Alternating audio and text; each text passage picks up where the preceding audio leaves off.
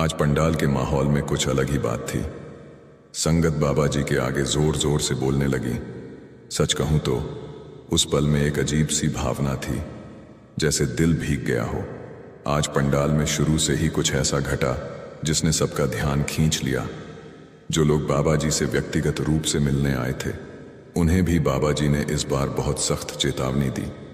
उनका चेहरा आज कुछ उदास सा नजर आ रहा था, जैसे किसी गहरी सोच में डूबे हों। बाबा जी ने करीब 1 घंटा 15 मिनट तक सत्संग फरमाया, और यकीन मानिए, इतना सख्त और सीधा सत्संग मैंने पहली बार सुना। उनके शब्दों में करुणा भी थी, पर साथ ही एक गहरी चेतावनी भी, जैसे वो हमें आईना दिखा रहे हों। मैं आपसे उस पूरे सत्संग की बात अब साझा करने जा रहा हूं। हो सकता है यह वीडियो थोड़ा लंबा हो, लेकिन अगर आपके दिल में सच में बाबा जी के लिए प्रेम है तो इसे पूरा जरूर सुनिए। यह संदेश सिर्फ सुनने के लिए नहीं, समझने और अपने अंदर झांकने के लिए है। सत्संग शुरू करने से पहले मैं आप सबसे फोल्डेड हाथ जोड़कर यही विनती करता हूं, कृपया चैनल संगत ब्यासकी को सब्सक्राइब जरूर करें और बेल आइकन पर ऑल वाला विकल्प दबा दें, ताकि बाबा जी से जुड़ी हर नई झलक, हर सत्संग का संदेश आप तक सबसे पहले पहुंचे। वीडियो के कमेंट में राधा स्वामी जरूर लिखिए। यह सिर्फ एक शब्द नहीं, बल्कि प्रेम और श्रद्धा की अभिव्यक्ति है। और हाँ, वीडियो को शेयर करिए ताकि और संगत भी इस भावनात्मक पल से जुड़ सके। लिंक डिस्क्रिप्शन में दिया गया है। जो भी भाई बहन जुड़ना चाहें, बड़े प्रेम से जुड़ सकते हैं। जब बाबा जी आज स्टेज पर आए तो उस समय शब्द चल रहा था, दुख भंजन तेरा नाम। और फिर बाबा जी ने तीसरे पातशाह की वाणी, हरि की पूजा से आज का सत्संग आरंभ किया। वो क्षण सच में दिल में उतर गया, जैसे हर शब्द में कृपा बरस रही हो। संतो, बाबा जी ने आज जो सत्संग फरमाया वह करीब 1 घंटा 15 मिनट चला, पर हर शब्द जैसे आत्मा को छू गया। जैसे ही बाबा जी स्टेज पर आए, पर्दा उठा और संगत ने दर्शन किए। पूरा पंडाल राधा स्वामी की गूंज से भर उठा।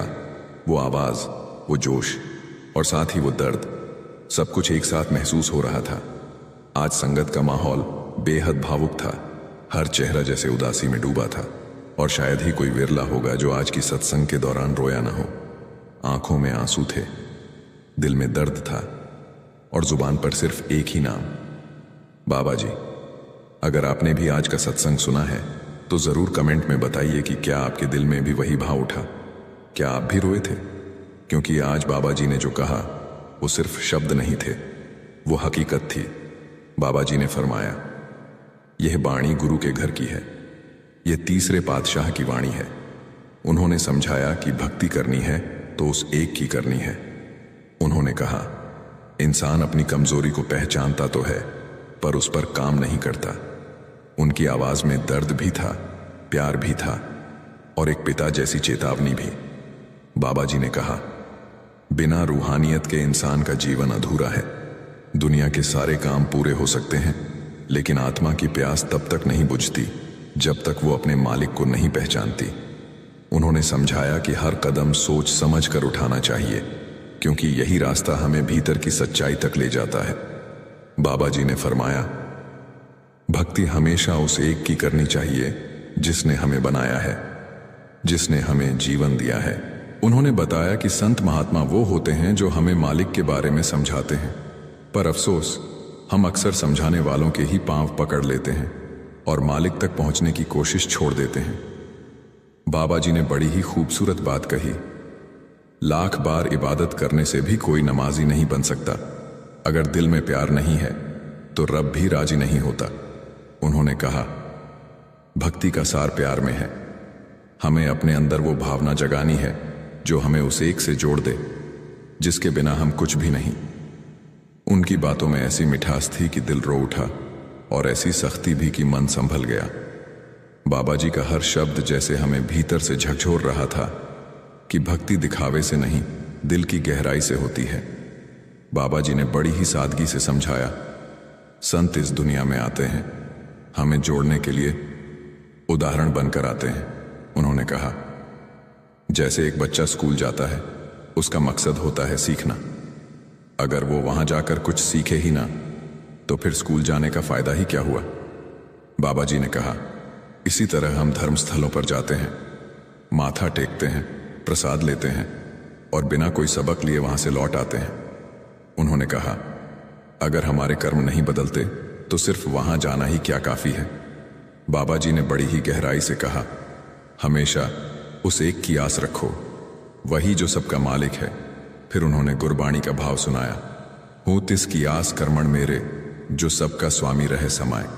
उन्होंने समझाया कि वह एक ऐसा परमात्मा है जो हर जगह व्याप्त है, जो सबका है, किसी एक का नहीं, और जो उस एक से जुड़ जाता है उसके लिए फिर कोई फर्क नहीं रहता, न मजहब का, न जात पात का, न नाम का। उस समय बाबा जी की आवाज में करुणा भी थी और चेतावनी भी, जैसे वो हमें याद दिला रहे हों, अगर आए हो तो कुछ सीखो भी, क्योंकि यही तो जीवन का असली उद्देश्य है। बाबा जी ने कहा, कोई फर्क नहीं पड़ता, चाहे कोई हिंदू हो, मुसलमान हो, सिख हो, ईसाई हो या बौद्ध, मालिक सबका एक ही है। उन्होंने कहा, हम लोग अक्सर शरीर देखकर भक्ति करते हैं, लेकिन असली भक्ति तो आत्मा की होती है, जो किसी धर्म या रूप की मोहताज नहीं।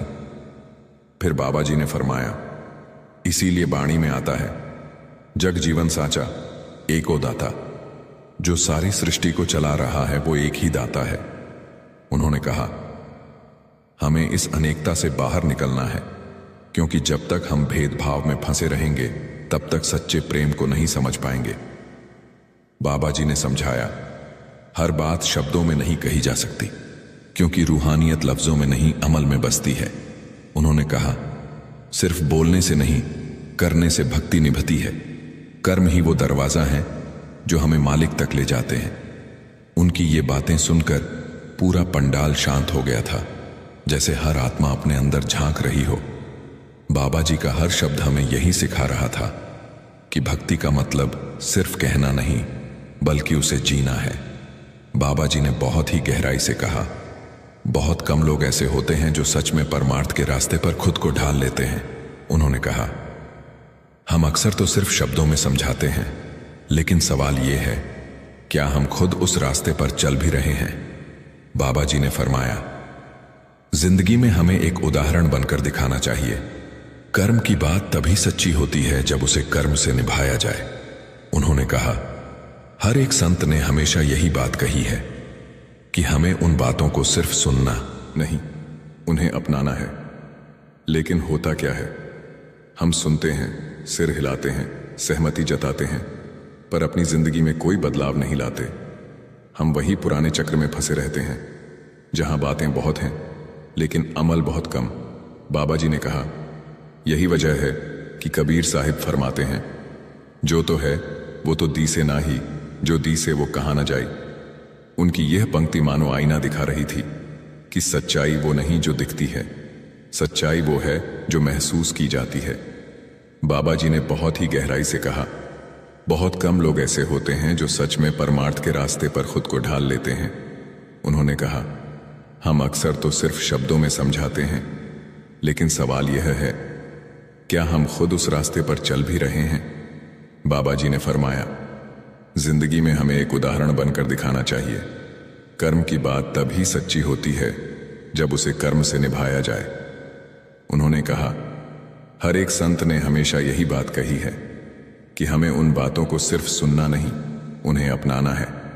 लेकिन होता क्या है, हम सुनते हैं, सिर हिलाते हैं, सहमति जताते हैं, पर अपनी जिंदगी में कोई बदलाव नहीं लाते। हम वही पुराने चक्र में फंसे रहते हैं, जहां बातें बहुत हैं लेकिन अमल बहुत कम। बाबा जी ने कहा, यही वजह है कि कबीर साहिब फरमाते हैं, जो तो है वो तो दी से ना ही, जो दी से वो कहाँ न जाए। उनकी यह पंक्ति मानो आईना दिखा रही थी कि सच्चाई वो नहीं जो दिखती है, सच्चाई वो है जो महसूस की जाती है। बाबा जी समझा रहे थे कि मालिक कहीं बाहर नहीं है, वो हमारे भीतर ही विराजमान है। जैसे गुरबाणी में कहा गया है, सब कुछ घर में है, बाहर कुछ नहीं। जो बाहर खोजता है वो भ्रम में भटक जाता है। बाबा जी कहते हैं, वो तो हर दिल में बसता है, हर जीव के भीतर वही परमात्मा है। कबीर साहिब ने भी यही बात कही थी, सब घट मेरे सैया सूनी सैज न कोय, बलिहारी उस घट की जिस घट प्रकट हुए। बाबा जी कहते हैं, फर्क तो बस पहचान का है। वो लोग धन्य हैं जिन्होंने ध्यान को भीतर मोड़कर उस असली रूहानियत को जान लिया, उस मालिक की पहचान कर ली। बाबा जी आगे समझाते हैं, पहचान एक की करनी है, किसी शहर या जगह की नहीं। लेकिन हम लोग छोड़ते नहीं, हर शहर में उसे खोजने निकल पड़ते हैं। बाबा जी कहते हैं, भक्ति एक की करनी है और ध्यान भीतर लगाना है। वो समझाते हैं कि हर इंसान की अपनी ताकत और अपनी कमजोरी होती है, लेकिन हम अपनी कमजोरी पर ध्यान नहीं देते बल्कि दूसरों की देखते हैं। संत यही सिखाते हैं कि रूहानियत हमें अपनानी है और उस संगत में रहना है जो हमें अंदर की ओर ले जाए। बाबा जी कहते हैं, अगर कोई काम का जानकार हो तो उससे सीखो ताकि तुम भी उस रास्ते पर चलकर मालिक तक पहुंच सको। मैं जब बाबा जी की ये वाणी सुन रहा हूं तो दिल के भीतर एक अजीब सी शांति उतर आती है, जैसे कोई मुझे भीतर से कह रहा हो, जिसे तू बाहर ढूंढ रहा है वो तेरे अंदर ही बैठा है।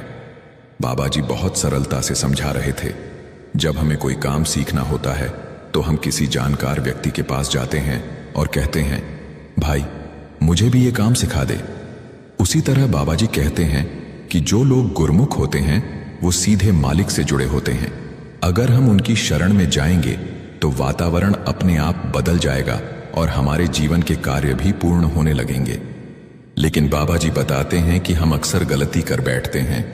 हम इंसानों के पीछे भागने लगते हैं, तस्वीरों के आगे सिर झुकाने लगते हैं। फिर बाबा जी मुस्कुराकर पूछते हैं, सबसे ऊंची भक्ति कौन सी है? और खुद ही उत्तर देते हैं, नाम की पूजा ही सबसे श्रेष्ठ भक्ति है। मैं जब ये सुन रहा था तो भीतर एक सच्चाई उतर रही थी कि असली पूजा मूर्तियों के आगे नहीं बल्कि नाम के माध्यम से भीतर की शांति को जगाने में है। बाबा जी आगे कहते हैं, ना तो अब इतनी उम्र बची है ना इतनी शक्ति कि हम लंबी तपस्या कर सकें। वो समझाते हैं कि कलयुग के समय और हमारी कमजोरी को देखते हुए रब ने रास्ता आसान कर दिया है। उन्होंने कहा, कली आयो रे एक नाम बोवो बोवो, यानी इस युग में केवल नाम का बीज बोना है। अब सवाल उठता है, नाम आखिर है क्या? बाबा जी कहते हैं, जो पहली बार सत्संग में आता है वो तो शब्द को सिर्फ एक बोल या अक्षर मानता है, लेकिन शब्द वास्तव में एक ताकत है, एक ऊर्जा है। वो कहते हैं, जब कोई बच्चा जन्म लेता है तो हम उसे पहचान देने के लिए नाम देते हैं। उसी तरह आत्मा का भी एक नाम होता है जो उसे मालिक से जोड़ता है। बाबा जी की ये बात सुनकर मेरा दिल भीतर से भर आया, जैसे किसी ने धीरे से कहा हो, नाम ही वो डोर है जो हमें सृष्टि के मालिक से जोड़ती है। बाबा जी बहुत ही सुंदर ढंग से समझा रहे थे। जब हम किसी बच्चे का नाम पुकारते हैं तो हमारा ध्यान तुरंत उसकी तरफ चला जाता है। उसी तरह जब हम नाम का उच्चारण करते हैं तो हमारा ध्यान अपने मालिक की ओर मुड़ जाता है। बाबा जी कहते हैं, शब्द एक क्रिएटिव पावर है, सृजन की शक्ति। फिर वो समझाते हैं, एक नाम जुग चारों धारे, यानी वही एक नाम है जिसने चारों युगों को तार दिया। बाबा जी कहते हैं, जेता कीता तेता नाओ, बिन नावे ना ही कोई थाओ, अर्थात जो कुछ भी इस सृष्टि में बना है वह नाम से बना है और नाम के बिना कुछ भी अस्तित्व में नहीं रह सकता। बाबा जी बताते हैं कि जब यह शब्द अपनी मौज में आता है तो पूरी सृष्टि का अंत हो जाता है। यही तो महाप्रलय कहलाता है। और जब वही शब्द फिर अपनी नई मौज में आता है तो उसी नाम की शक्ति से यह सृष्टि दोबारा रची जाती है। बाबा जी आगे समझाते हैं, नाम से ही सृष्टि उत्पन्न होती है और नाम से ही मिट जाती है। कबीर साहिब ने भी यही बात कही, 52 अक्षर लोक तरे, सबु किछु इन माही, यह अक्षर क्षीण जाएंगे, वह अक्षर इनमें नाही। बाबा जी कहते हैं, हम कोई भी बात 52 अक्षरों या शब्दों के माध्यम से समझा सकते हैं, लेकिन जो असली शब्द है वह इन अक्षरों या लफ्जों में नहीं आता। वो कहते हैं, उस शब्द की खोज हमें गुरमुखों की संगत में करनी है जो खुद उस नाम में लीन हो चुके हैं। जब बाबा जी ये फरमाते हैं तो भीतर एक अजीब सी गूंज महसूस होती है, जैसे वो नाम, वो शब्द सच में हमारे अंदर ही सोया हुआ है और बस किसी दिन जागने का इंतजार कर रहा है। बाबा जी ने बहुत ही खूबसूरती से समझाया कि असली भक्ति तो उस समय शुरू होती है जब इंसान सच्चे अर्थों में किसी गुरुमुख की संगत में बैठता है। उन्होंने मीराबाई का उदाहरण देते हुए कहा, पायो जी, मैंने नाम रतन धन पायो। बाबा जी समझाते हैं कि मीराबाई राजमहलों में पली बड़ी थीं। उनके पास धन दौलत वैभव हर चीज की कोई कमी नहीं थी। लेकिन जब उन्होंने गुरु की शरण ली तो उन्होंने यह नहीं कहा कि मैंने उन्हें अपनाया, बल्कि ये कहा कि उन्होंने मुझ पर दया की और मुझे अपना लिया। और जब गुरु ने उसे अपनाया तभी मीरा को असली दौलत की पहचान हुई, वो दौलत जो इस दुनिया की नहीं बल्कि आत्मा की है। बाबा जी कहते हैं कि हम भी परमात्मा के मार्ग पर चले हैं, लेकिन उस पहचान तक पहुंचना अभी बाकी है। फिर बाबा जी आगे कहते हैं, हम अपनी पूरी जिंदगी बस समझने और खोजने में ही गुजार देते हैं। वो समझाते हैं कि रूहानियत कोई पढ़ने की चीज नहीं बल्कि पहचानने की बात है।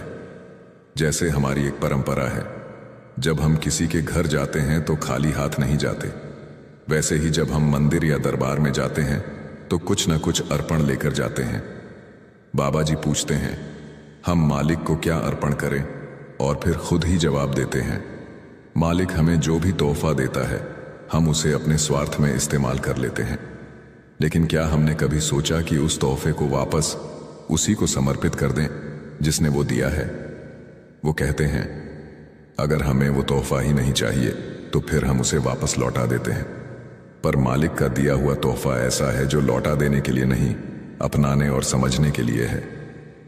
बाबा जी की ये बातें सुनकर दिल गहराई तक छू जाता है। ऐसा लगता है जैसे वो हर इंसान से कह रहे हों, अपने भीतर झांको, असली धन बाहर नहीं तुम्हारे अंदर ही छिपा है। बाबा जी ने बड़े ही सहज ढंग से समझाया कि हम अक्सर उस तोहफे को जो मालिक हमें देता है एक तरफ रख देते हैं, उसे संभाल कर रखते हैं, उस पर पर्ची लगा देते हैं, ताकि जब किसी को तोहफा देना हो तो गलती से वो तोहफा उसी को वापस ना दे दें जिसने हमें दिया था। बाबा जी मुस्कुराकर कहते हैं, हमारी औकात ही क्या है, सब कुछ तो मालिक का ही दिया हुआ है। फिर बाबा जी ने एक सुंदर प्रसंग सुनाया। उन्होंने कहा, पहली पातशाही जब एक राजा के दरबार में पहुंचे तो राजा बहुत खुश होकर उनका स्वागत करने लगा। उसने कीमती तोहफे, सोना चांदी और तरह तरह की वस्तुएं उनके चरणों में अर्पित करनी शुरू कर दी।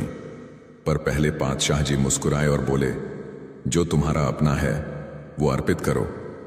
राजा ने अपने बच्चे सामने रख दिए और बोला, ये मेरे हैं।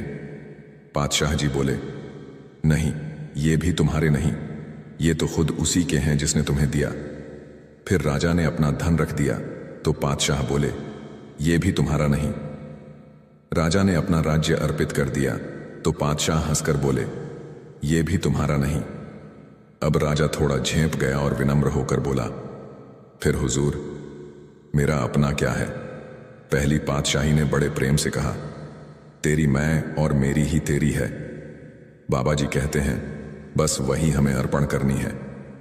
उन्होंने आगे समझाया, हम इस दुनिया में द्वैत के जाल में फंसे हुए हैं, मैं, मेरा, तेरा, उसका, और यही हमें मालिक से दूर कर देता है। बाबा जी कहते हैं, जैसे जब हम गिनती करते हैं तो कहते हैं 1 2 3, लेकिन उस एक से पहले भी कुछ है, वही एक असली मालिक है, बाकी सब उसी से निकला है। उनकी वाणी में इतनी गहराई थी कि हर शब्द दिल को छू गया। ऐसा लगा जैसे वो कह रहे हों, जिस दिन हम अपनी मैं को मिटा देंगे उस दिन सच में मालिक को पालेंगे। बाबा जी ने बड़ी गहराई से समझाया कि जब हम 3 तक गिनते हुए 13 पर रुक जाते हैं तो इसका मतलब होता है अब तेरे आगे कुछ नहीं। बाबा जी कहते हैं, हमें समझदारी से कदम बढ़ाना चाहिए। परमार्थ के रास्ते पर चलते हुए हमें मैं और मेरी की सोच से बाहर निकलना है।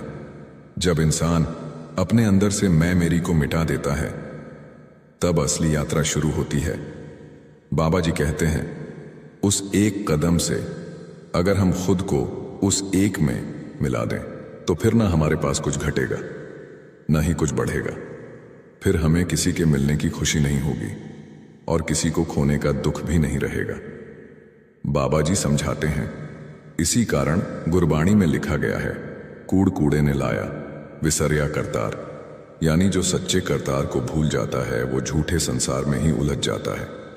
बाबा जी ने बड़ी खूबसूरती से कहा कि इस दुनिया की सारी दोस्तियां अस्थाई हैं, यहां तक कि माता पिता भाई बहन सबको भी गुरबाणी ने कूढ़ यानी अस्थाई बताया है। बाबा जी कहते हैं, राम गया रावण गया, जिनके बड़े परिवार थे वे भी चले गए।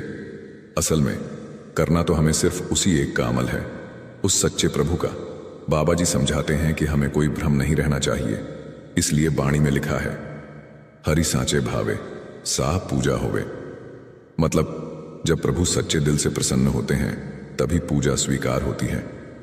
बाबा जी कहते हैं, हमने अपने मन की बनाई हुई भक्ति में खुद को उलझा लिया है। हम अपने मन के अनुसार भजन और सेवा की परिभाषा बना लेते हैं और यही हमारी सबसे बड़ी गलती है। बार बार बाबा जी कहते हैं, सच्ची भक्ति वही है जो हमें उस तक ले जाए, लेकिन हम झूठी तसल्ली में जीते रहते हैं और धीरे धीरे पूरी उम्र बीत जाती है। भजन बंदगी के बिना बाकी सब कुछ अधूरा रह जाता है। बाबा जी कहते हैं, साधन तो कोई नहीं है बेटा। महान हुजूर महाराज जी भी यही फरमाते थे कि इस मार्ग पर भजन सिमरन के सिवा कोई और सच्ची भक्ति नहीं है। बाबा जी समझाते हैं, हुक्म पहले ही दिया जा चुका है। हम अक्सर कहते हैं, जी बाबा जी हुक्म करो, पर बाबा जी मुस्कुरा कर कहते हैं, हुक्म तो एक ही है, नाम। गुरबाणी में भी लिखा है, एको नाम हुक्म है नानक, सतगुर दिया बुझाए जीव। अब उस हुक्म को हमें जीवन में उतारना है। जो प्रभु को प्रिय लगे वही हमें भी करना है। बाबा जी कहते हैं, मन से बनी अपनी बातों में मत उलझो, मनगढ़ंत भक्ति से कुछ हासिल नहीं होता। फिर बताते हैं, सबसे ऊंची सेवा कौन सी है? वही जिसके बारे में लिखा है, सेवा चाकरी नाम बसे मन आए। यानी जब नाम हमारे मन में बस जाए वही सच्ची सेवा है।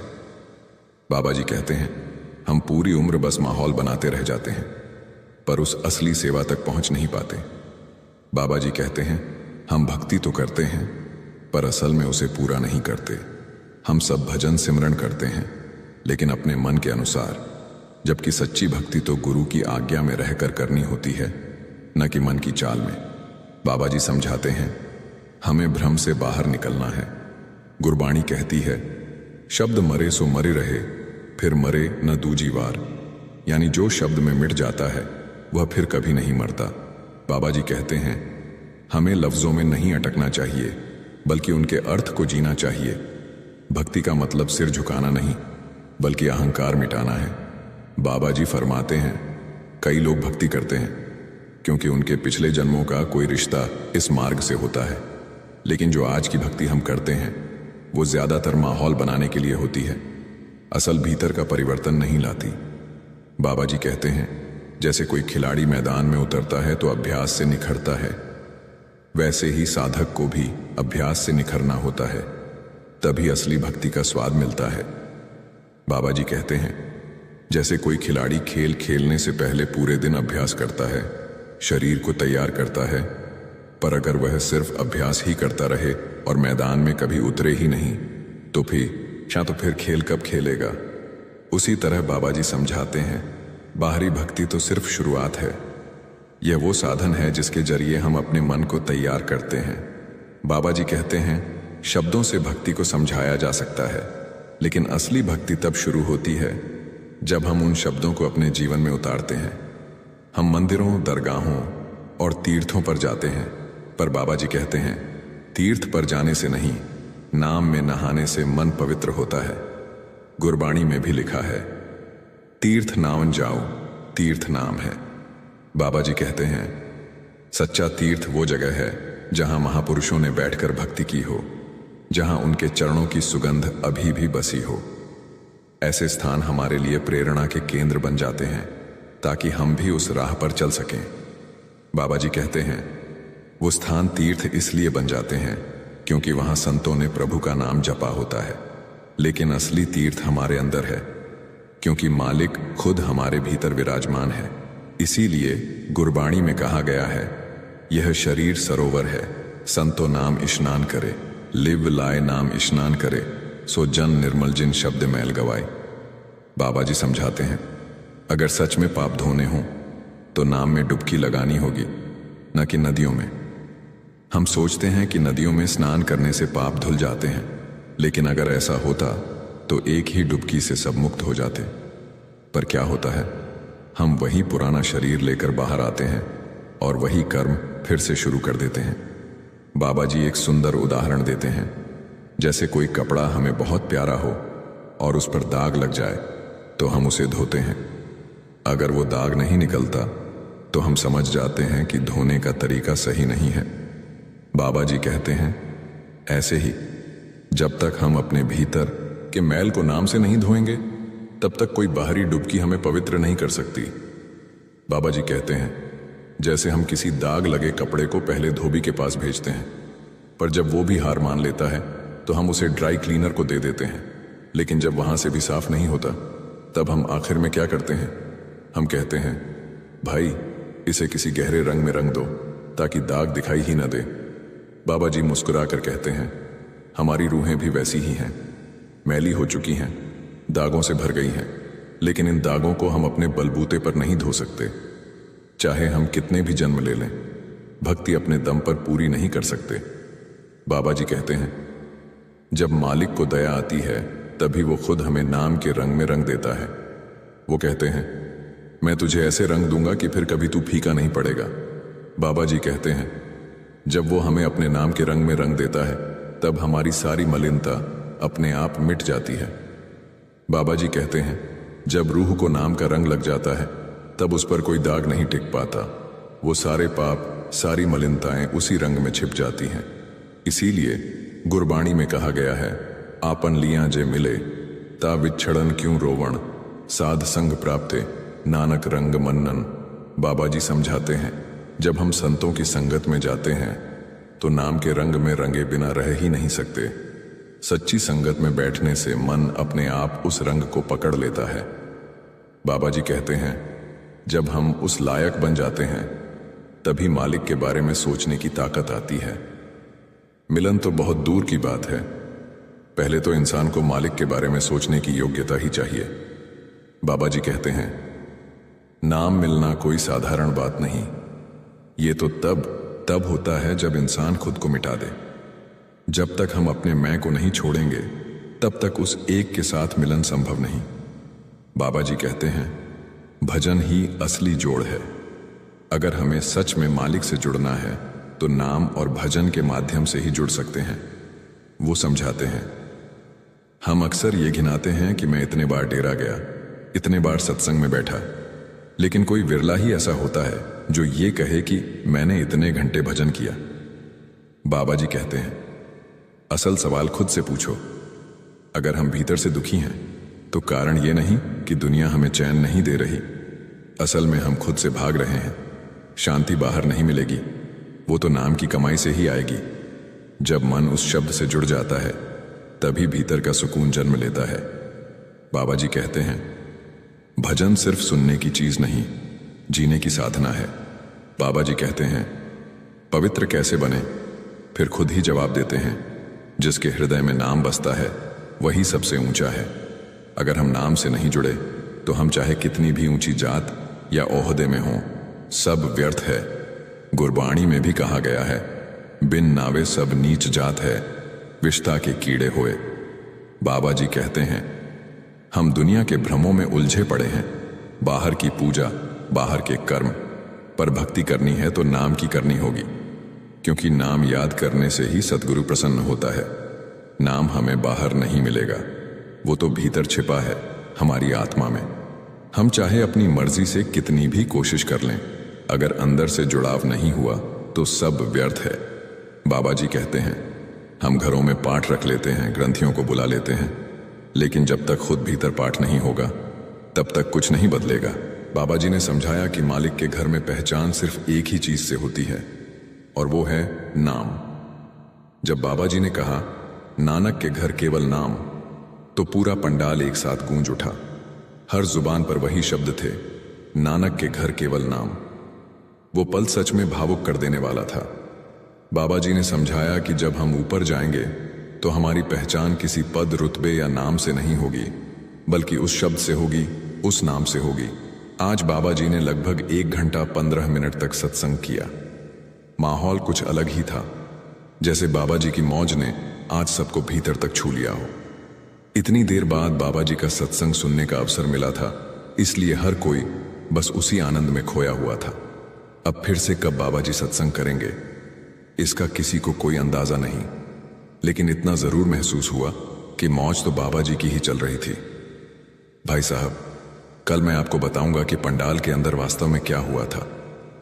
सवाल जवाब के दौरान एक बहुत खास घटना घटी, जिसे मैं आज आपके साथ